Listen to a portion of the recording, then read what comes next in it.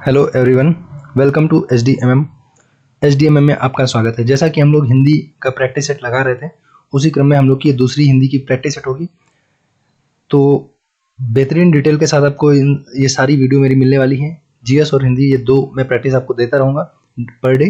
तो आप देखिए, मज़ा लीजिए वीडियो का, और बेहतरीन कंटेंट होगा यहाँ पे, बहुत इंटरेस्टिंग कंटेंट होगा। अगर देखिए लास्ट तक वीडियो को। चलिए, तो without wasting any time let's start. देशांतर में कौन सा समास है? अब तक क्वेश्चन तो आपने देख ही लिया होगा। ये वाला आपको बताना है कि देशांतर में कौन सा समास है। तो देखिए, देशांतर में दिए गए ऑप्शन में अगर देखा जाए दिगु की अगर हम बात करें, देखो कर्मधारय में क्या होता है, विशेषण विशेष से संबंध होता है।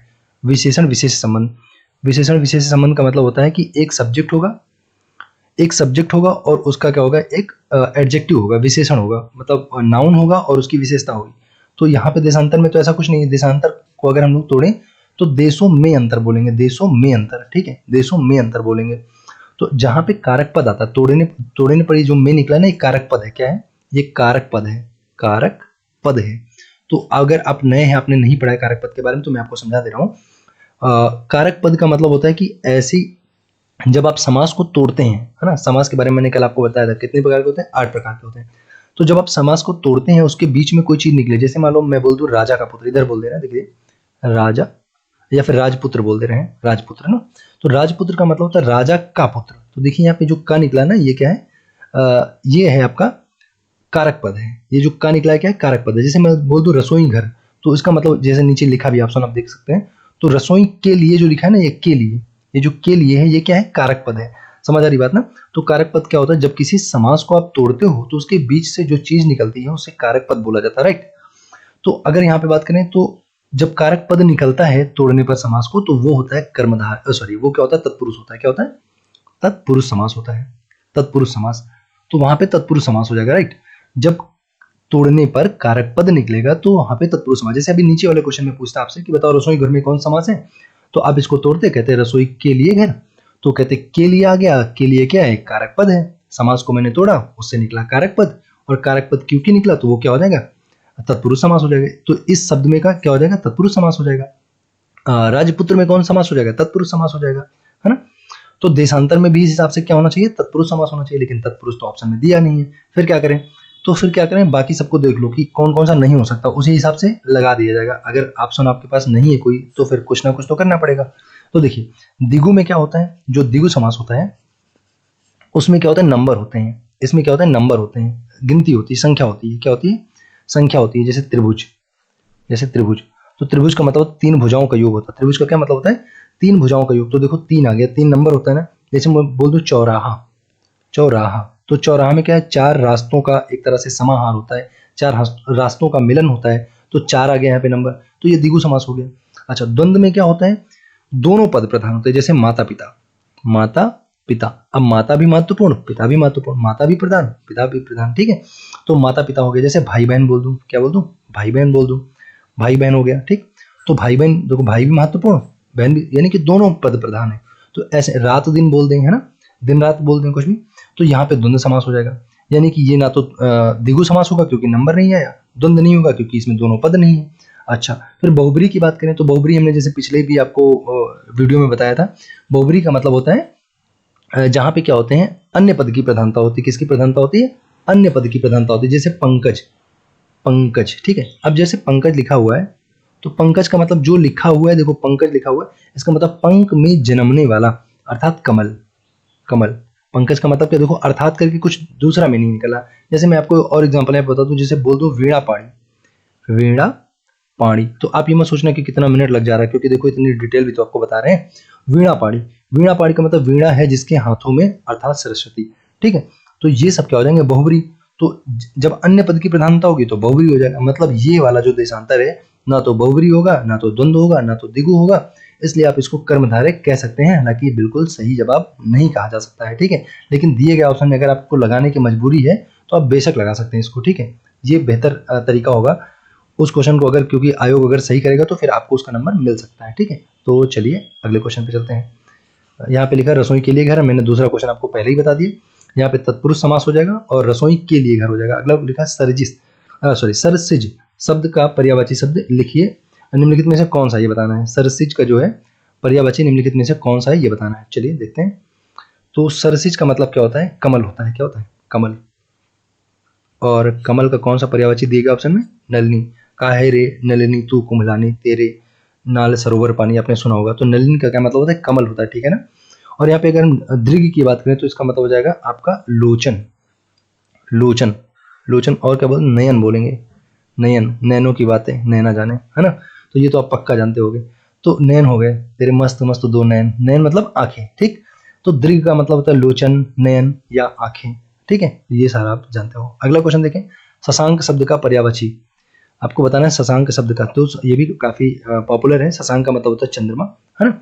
यहाँ पे एक आप याद कर सकते हैं मृगांक, मृगांक, ठीक। मृगांक हो गया। और आपको बता दूं इंदु, इंदु, ठीक। ये बहुत इंपॉर्टेंट है, ठीक। उसके बाद अगर यहाँ पे हम बात करें सूर्य की, तो यहाँ पे हम मार्तंड याद कर लीजिए। मार्तंड, मार्तंड हो गया। अंशुमाली हो गया, अंशुमाली। देखो अंशुमाली कैसे याद करोगे आप? जैसे यहाँ पे लिखा माली, माली कब आता है? सुबह आता है। सुबह सूर्य जब निकल जाता है तो माली फूल लेके आता है। तो अंशुमाली सूर्य का हो जाएगा, मार्तंड हो जाएगा। और एक याद कर लो आप यहाँ पे सविता, सविता, सविता जो सूर्य का होता है। बहुत कंफ्यूजन होती है लोगों को, सरिता और एक सरिता होता है। सरिता, सरिता होता है रिवर का। किसका होता है? रिवर का। ये आर है ना, यहाँ पे सरिता में आर है ना, तो आर आर से आप कर सकते हो जुगाड़, ठीक है। सरिता का मतलब रिवर होता है और सविता का मतलब होता है क्या? सूरज हो जाएगा। तो मार्तंड, अंशुमाली और सविता ये सब सूरज के पर्यायवाची हो जाएंगे। अगले क्वेश्चन पे चलते हैं।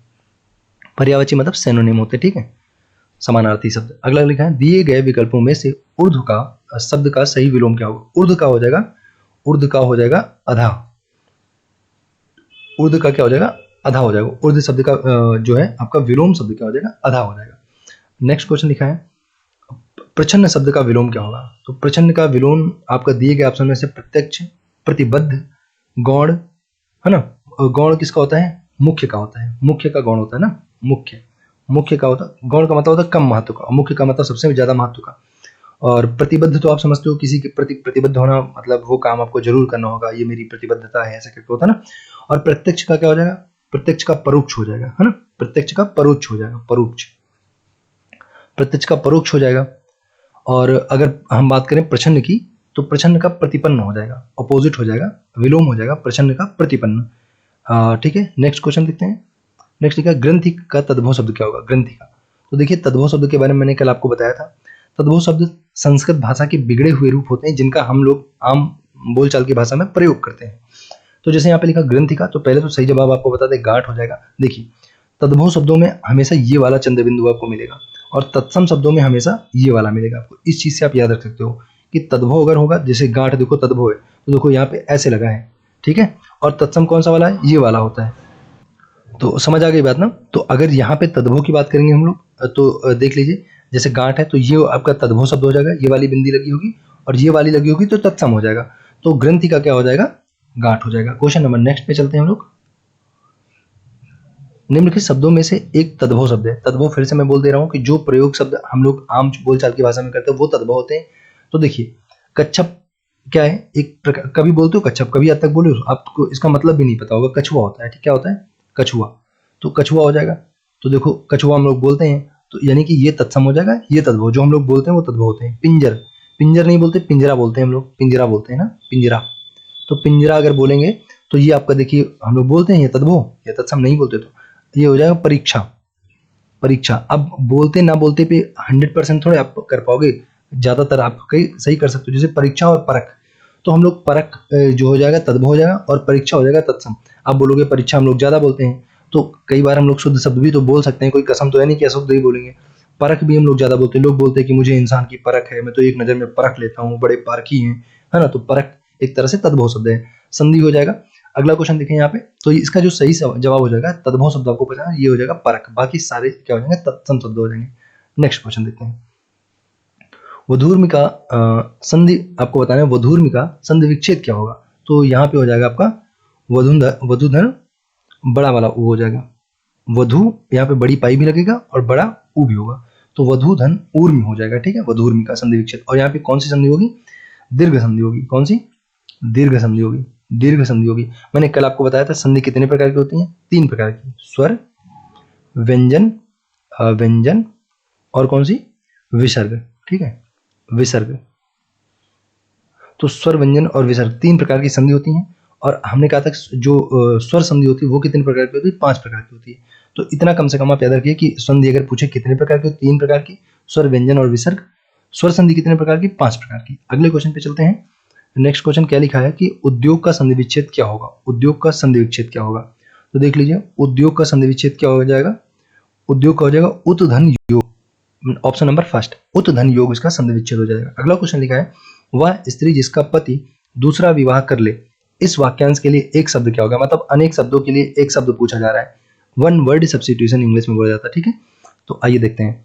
जैसे अध्युड़ा लिखा है, तो अध्युड़ा का मतलब होता है, यही सही जवाब होगा, जिसका पति क्या है, दूसरा विवाह कर ले। अध्युड़ा का अर्थ होता है जिस स्त्री का पति दूसरा विवाह कर लिया हो, मतलब नालायक पति दूसरा विवाह कर लिया, ठीक, अध्युड़ा हो गया।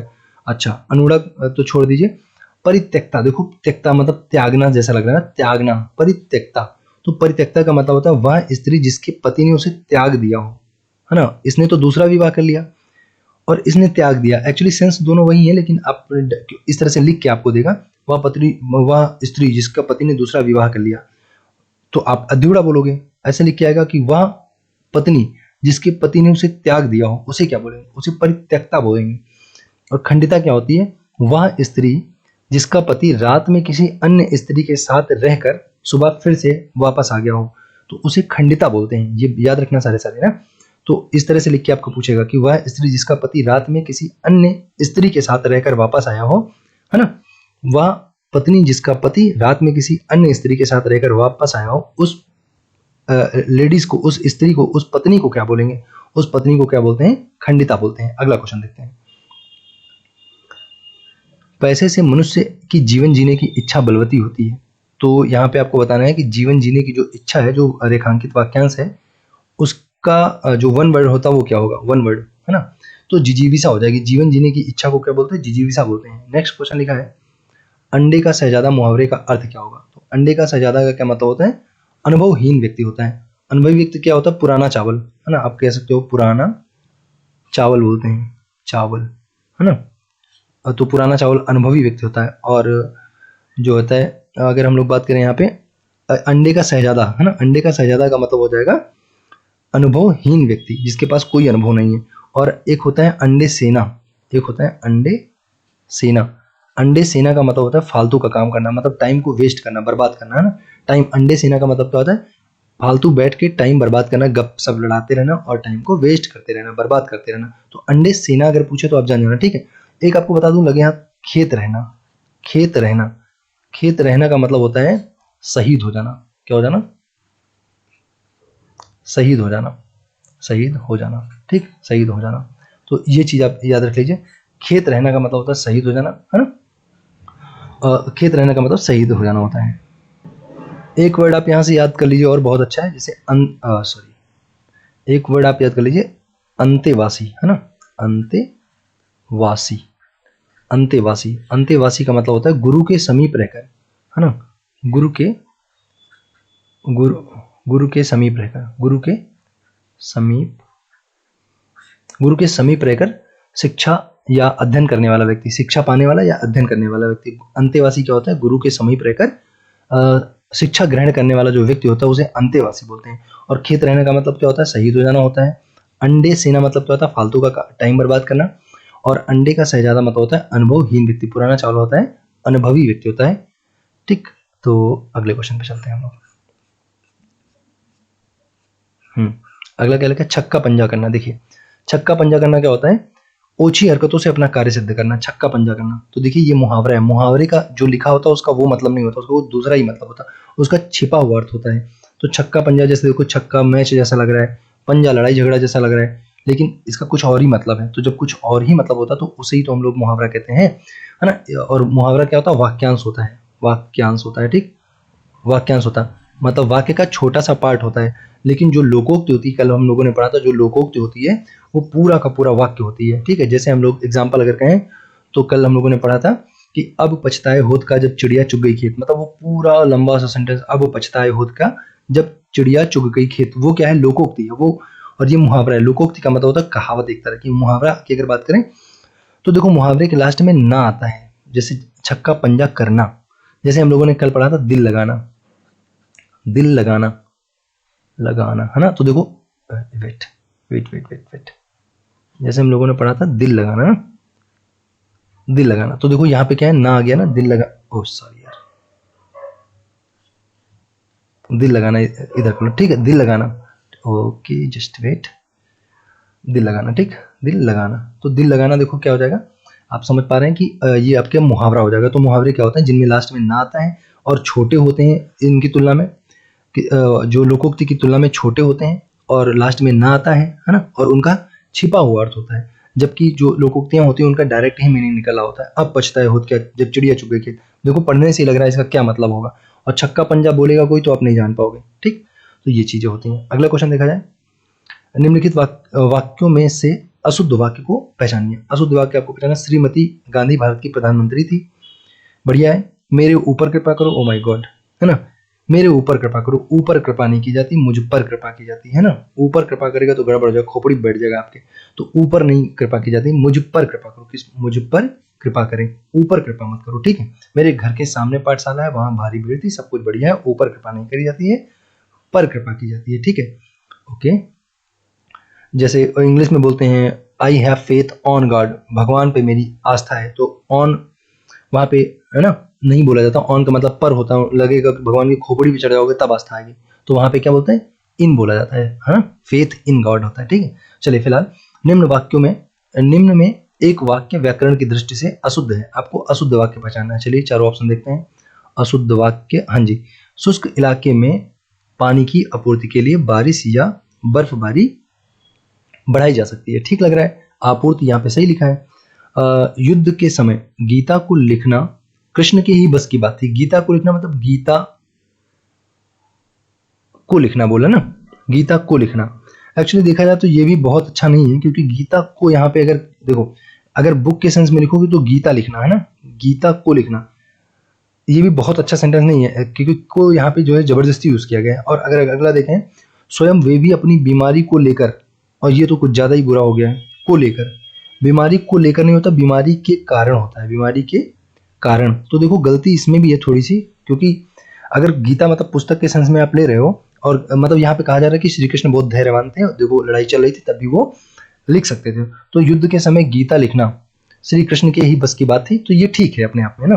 लेकिन ये वाला ज्यादा लोचेदार है, ये वाला ज्यादा गड़बड़ वाला है। तो क्या हो जाएगा, स्वयं वे भी अपनी बीमारी को लेकर, लेकर देकर थोड़े होता है, के कारण होता है, बीमारी के कारण क्या थे, दुखी थे। हम जानते हैं कि सूर्य ऊर्जा का अथाह भंडार है, सूर्य ऊर्जा का अथाह भंडार है, इसमें कोई समस्या नहीं, बढ़िया है। अगला, निम्नलिखित में पुल्लिंग शब्द आपको बताना। देखो पुल्लिंग शब्द बताना है। पुल्लिंग, हिंदी में दो प्रकार के शब्द होते हैं, पुल्लिंग और स्त्रीलिंग। पुल्लिंग क्या होता है, जो पुरुष जाति का बोध कराते हैं, स्त्रीलिंग क्या होते हैं, जो स्त्री जाति का बोध कराते हैं। तो मजा लिया जाता है ना, तो ये पुल्लिंग, मजा लिया जाता है, तो पुल्लिंग शब्द है। बाकी आप देख लो, सजा दी जाती है, रजा कजा ऐसा कुछ होता नहीं, मजा से आप पहचान सकते हो, ठीक है। अगला क्वेश्चन देखें, निम्नलिखित विकल्पों में से एक वचन कौन सा है, आपको बताना है, एक वचन बताना है। तो अभी थोड़ी देर पहले वचन की बात हो रही थी, तो एक वचन आपको बताना। तो खुद साफ साफ दिख रहा है, नदी, एक ही नदी की बात चल रही है। और दर्शन की बात करेंगे, बहुवचन हो जाएगा। यहाँ पे अगर हम लोग बात करेंगे प्राण की, हम लोग बात करेंगे हस्ताक्षर की, कल भी हम लोगों ने इस पे बात की थी, हस्ताक्षर की। हम लोग बात करेंगे आंसू की, आंसू की, है ना, हम लोग आंसू की बात करेंगे, आंसू। और क्या, प्राण है, दर्शन है, हस्ताक्षर है, आंसू है। ये सब कैसे यूज होते हैं बताओ, सदा बहुवचन में होते हैं, ये चीज याद रखना, सदा सदा बहुवचन में यूज होते हैं। प्राण है, दर्शन है, हस्ताक्षर है, आंसू है, सदैव बहुवचन में प्रयोग होते हैं, ठीक है। अगला क्वेश्चन देखते हैं, और चलिए नेक्स्ट क्वेश्चन पे चलते हैं। नेक्स्ट क्या लिखा है, कानो सुनी बात पर यकीन मत करो, है ना। यहाँ पे आपको बताना है कानो सुनी बात पर यकीन मत करो में कारक बताना है, ठीक है। तो चलिए कारक क्या होते हैं, कारक मैंने अभी आपको बताया, कारक कितने प्रकार के होते हैं, 8 प्रकार के होते हैं। और अगर कारक की बात करें यहाँ पे, तो कानों सुनी बात मतलब कानों से सुनी बात, है ना, कानों से सुनी बात। तो कारक में यहाँ पे क्या हो जाएगा, करण हो जाएगा। जब से नाम का कारक होता लगा होता कहीं पे, तो वहां पे कौन सा होता है, जब से कारक लगा होता है तो करण होता है। कर्ता में क्या होता है, कर्ता में ने कारक होता है, ठीक है। और कर्म में क्या होता है, को कारक होता है। और संप्रदान में क्या होता है, के लिए होता है, के लिए, ठीक। संप्रदान में के लिए, कर्म में को, और कर्ता में ने होता है, ने कारक होता है। और करण से होता है, जैसे राम ने पेन से पत्र लिखा, तो से लिखा ना, कारण क्या है, से, पेन से। मैंने चाकू से सेब काटा, से है ना, तो यहाँ पे कर्ण कारक हो जाएगा। ठीक है, अगर आपसे पूछे बताओ कौन सा कारक, तो कर्ण। जैसे राम ने गीत गाया, राम ने गीत गाया, तो ये काम कर रहा है और कर्ता ने आ गया ना, तो आप जान जाओगे कि यहाँ पे पूछे कौन सा कारक है, तो राम ने गीत गाया, तो यहाँ पे कर्ता कारक है। अगर पूछे बंदर को केला दो, बंदर को केला दो, तो को क्या हो जाएगा बताओ, कर्म हो जाएगा, बंदर को केला दो। और संप्रदान क्या होता है, के लिए, है ना, गरीब के लिए कपड़े दो, गरीब के लिए कपड़े दो, तो ऐसे लिखा होगा तो संप्रदान कारक हो जाएगा। क्वेश्चन नंबर नेक्स्ट पे चलते हैं। अगला लिखा है एक वर्तनी शुद्ध है। यार यहाँ पे थोड़ी बहुत आवाज इधर उधर से आ जाती है, क्योंकि जस्ट रोड पे ही घर है, तो कभी गैया बोलती है, कभी कुत्ते बोलते, कभी किसी की गाड़ी जाती है, कभी, तो ऐसी थोड़ी बहुत आवाजें कॉपरेट करना, धीरे धीरे इन सबको सुधारने की कोशिश की जाएगी, है ना। एक की वर्तनी शुद्ध है, आपको बताना है। देखिए देवर्ष की क्या है, देवर्ष होता है, यहाँ पे एक पाई ज्यादा लगी है और यहाँ पे एक पाई कम लगी है, यहाँ पे कैपिटल जा होगा, मतलब जा में पाई होगी। और नी शब्द में क्या होगा, नी ऐसे होता है, मतलब नी के बाद आपको 2 पॉइंट ऐसे लगाने होंगे, इनको क्या बोलते हैं, विसर्ग बोलते हैं, विसर्ग लगा होता है। ठीक है, और आविष्कार में कोई दिक्कत नहीं, तो देख लीजिए स्पेलिंग सही लिखिए, आविष्कार लिखिए, है ना, तो ऐसे करके हो गया आविष्कार। ठीक, और यहाँ पे स्पेलिंग की अगर बात करें तो चलिए ठीक है, ये सही हो गया। अगले क्वेश्चन पे चलते हैं हम लोग।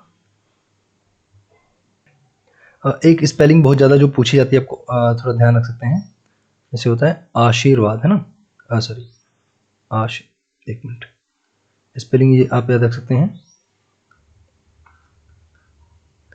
आशीर्वाद, है ना, आशीर्वाद होता है, तो ये आर जो ऊपर रा लगा होता है, ये यहाँ पे लगा होता है, आशीर्वाद होता है। ठीक है, तो इसको थोड़ा ध्यान रखें, यहाँ आविष्कार के साथ आशीर्वाद भी याद रख सकते हैं ना, आशीर्वाद ऐसे लिखा जाता है। ठीक, तो अगला क्वेश्चन देखें, दिए गए विकल्पों में से शुद्ध शब्द का चयन करना है, तो शुद्ध शब्द आप बताइए। परिषद में क्या गलती है, परिषद में क्या होता है, लास्ट में हलंत होता है। ठीक है, और सन्यासी छोड़ दीजिए, ये प्रौद्योगिकी में डबल पाई ऊपर होती है, प्रौद्योगिकी ऐसे होती है, प्रौद्योगिकी। ठीक है, 71 में यहाँ पे एक ता और होगा, मतलब छोटा था, बड़ा था, उसके ऊपर छोटा था, 71 ऐसे होगा, ये गलती है। और सन्यासी बहुत अच्छा वर्ड है, कोई दिक्कत नहीं है, यहाँ पे ऊपर भी लगा होता है ना, और बीच में भी देखो छोटा आधा ना लगा है। ठीक है, तो यहाँ पे कोई दिक्कत नहीं। अगले क्वेश्चन पे चलते हैं।